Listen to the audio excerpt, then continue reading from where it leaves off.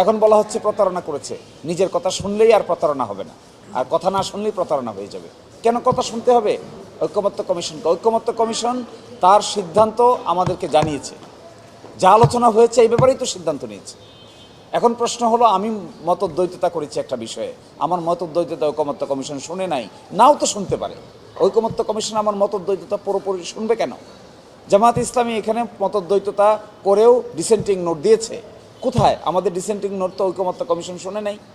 তাই বলে তো আমরা ঐকমত্য কমিশনকে এটা বলছি না যে তারা প্রতারণা করছে, নাও তো শুনতে পারে। কমিশনের তো এখতিয়ার থাকতে হবে।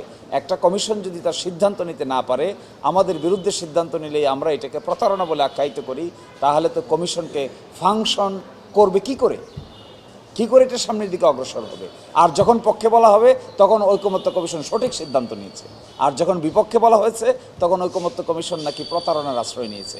আমি মনে করি যে দলই হোক না কেন, আমরা যারা পার্টিসিপেট করেছিলাম, কেন আমি এই কথা আপনাদেরকে বলছি, কারণ লং স্ট্যান্ডিং পার্টিসিপেট করেছি আমি নিজে।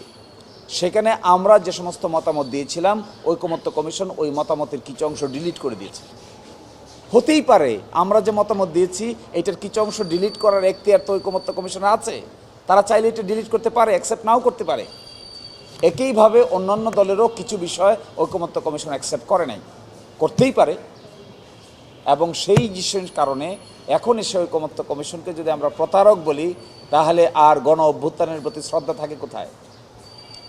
সরকার এবং সিস্টেমের প্রতি নতুনত্ব থাকে কোথায়? এই জন্য আমরা বলছি, এই ধরনের টার্ম শব্দ ব্যবহার না করে বরংস আরও অনেক বেশি সোভার আন্ডারস্ট্যান্ডেবল ডিসকাশনে আসা উচিত। অন্যথায় everybody will be in difficulty. দেখুন, জুলাই সনদ বিষয়টা অনেক কিছু আলোচনার সারাংশ। এই যে সারাংশটা এখানে এসেছে, এই সারাংশটা কিভাবে বাস্তবায়িত হবে এই মর্মে দুইটা প্রস্তাব দিয়েছে, প্রস্তাব 1, প্রস্তাব 2। প্রস্তাব 1-এ বলা হয়েছে একটা ড্রাফট হবে, ড্রাফটটা গণভোটে যাবে। প্রস্তাব 2-তে বলা হয়েছে একটা তফসিল হবে, তফসিলটা গণভোটে যাবে। তো প্রস্তাব 1-এ যে ড্রাফট দেওয়া হয়েছে, এটা যদি অ্যাকসেপ্ট হয় তাহলে সংবিধান সংস্কার সভায় এটাকে গ্রহণ করা হবে, যদি জনগণ এটাকে অ্যাকসেপ্ট করে। আর প্রস্তাব 2-তে বলা হয়েছে তফসিলে উল্লেখিত বিষয় যদি পাশ হয় গণভোটে, তাহলে এটাকেও অ্যাকসেপ্ট করা হবে সংবিধান সংস্কার সভায়। সংবিধান সংস্কার সভা অ্যাকসেপ্ট করার পরে সংবিধান সংস্কার সভার দায়িত্ব এখানেই শেষ বলে গণ্য হবে। পরবর্তীতে সাধারণ যে পার্লামেন্ট থাকবে সেই পার্লামেন্ট তার যাত্রা শুরু করবেন। একটা গণ অভ্যুত্থানের পরে এরকম একটা সংস্কার প্রস্তাব নেওয়া হবে, এটা পাস হবে, এটাই তো স্বাভাবিক, এটাই এক্সপেক্টেড। কিন্তু সে এক্সপেক্টেডের জায়গাটুকুকে এখন মনে হচ্ছে বাংলাদেশে একটা স্বাভাবিক সুস্থভাবে 5 বছর পর পর নির্বাচনের মাধ্যমে যেভাবে সরকার পরিবর্তন হয়, এইভাবেই মনে হয় পরিবর্তন হয়েছে। That was A misunderstanding. একটা গণ অভ্যুত্থান তো হয়েছে, হাজার হাজার মানুষ মৃত্যুবরণ করেছে, হাজার হাজার মানুষ সেখানে পঙ্গু হয়েছে।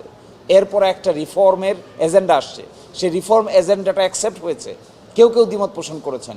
তো রিফর্ম এজেন্ডা আমি দ্বিমত পোষণ করলাম, তাই বলে কি রিফর্ম এজেন্ডা মানুষের কাছে যাবে না? আমি দ্বিমত পোষণ করলাম সংস্কারের ব্যাপারে কোনো এজেন্ডায়, তাই বলে কি মানুষ ভোট দেবে না? মানুষ কি গণভোটে সেটা অ্যাপ্লাই করতে পারবে না? ঐকমত্য কমিশন বলবে নাকি যে কে ডিসেন্টিং দিয়েছে, কে ডিসেন্টিং দেয় নাই? ফলে এখানকার বিষয়টা স্পষ্ট। ঐকমত্য কমিশনকে ব্লেম করার যে পদক্ষেপ নেওয়া হচ্ছে, আমি মনে করি এটা ঐকমত্য কমিশন যে কষ্ট করে পরিশ্রম করে এত সময় নিয়ে একটি ডকুমেন্ট তৈরি করেছে, এটার প্রতি সম্পূর্ণ ডিসরেসপেক্ট শো করা হচ্ছে, অসম্মান শো করা হচ্ছে, অশ্রদ্ধা করা হচ্ছে।